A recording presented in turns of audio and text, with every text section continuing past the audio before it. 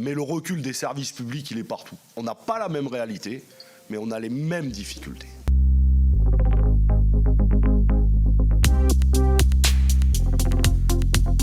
Non, j'ai un point d'accord avec vous. Je suis sénateur de la Seine-Saint-Denis. Moi aussi, j'ai grandi dans un quartier populaire, à Bordeaux, tout ça. Je pense que les quartiers prioritaires, on appelait ça les zones sensibles avant, bon bref, ça a eu plusieurs noms, doivent rentrer dans les politiques publiques normales. Et c'est vrai que quand on vient d'un quartier populaire, on est élu d'un territoire comme la Seine-Saint-Denis, Marseille ou d'autres. Moi, je n'oppose pas d'ailleurs territoire, les quartiers populaires, les zones rurales, parce que ou les territoires ultramarins, on vit les mêmes problèmes de façon différente.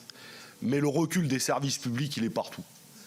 Et donc moi, je viens d'un quartier populaire, je suis un gamin de ça, mais je n'oppose pas. Parce que je vois ici plein de collègues, on n'a pas la même réalité, mais on a les mêmes difficultés. Donc on a besoin de rentrer dans les politiques publiques. Et moi j'en ai marre, à chaque fois, je viens de la Seine-Saint-Denis, on a eu Édouard Philippe qui est venu, qui a reconnu qu'on était discriminés, un grand plan. Bon, très bien, on va rattraper. Et une fois qu'on aura rattrapé, on aura encore pris 20 ans de retard. C'est ça le problème. Et je pense qu'on a besoin d'une vision globale. Il y a la rénovation urbaine, mais il y a tout le reste. La République, elle s'incarne par des hommes et par des femmes, et par des services publics, et par le travail, et par plein de choses. Moi, vous voyez, ce matin, là, j'ai pris le RERB, comme plein de gens. Bon, ça va, j'ai pas de patron, moi. Vous voyez, on paye le même prix du pass Navigo, mais on n'a pas le même. Et c'est pas contre les Parisiens, moi je ne m'oppose pas, mais on paye le même prix que les Parisiens et on n'a pas le même service. Nous, il est dégradé. Chaque jour, les gens, ils galèrent en Seine-Saint-Denis pour aller bosser. Et dans tout ça, l'accès à la justice, l'accès à la sécurité, l'accès à l'éducation, c'est tout ça qu'il faut revoir.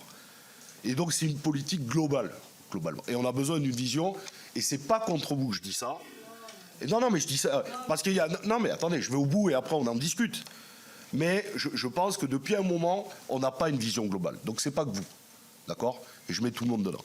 Et dernière chose, pour reprendre la question de Serge Mériou, sur la loi SRU, ici on a du débat. Hein. On va pas être d'accord avec Madame la Présidente ou Madame Prima, vous voyez, sur la loi SRU. Mais par contre, ce que vous avez dit dans la Gazette, j'ai lu, que c'était à l'AMF de faire respecter la loi, ça je pense que tous les trois, et avec plein de collègues, on est d'accord pour dire que c'est pas à l'AMF de régler ce problème. C'est à l'État et au préfet. Après, on a débat. On n'est pas d'accord. Nous, on veut en construire plus. Voilà. C'est pas l'AMF. Non, voilà, je vous dis ça parce que je pense que forcer à la loi, quoi.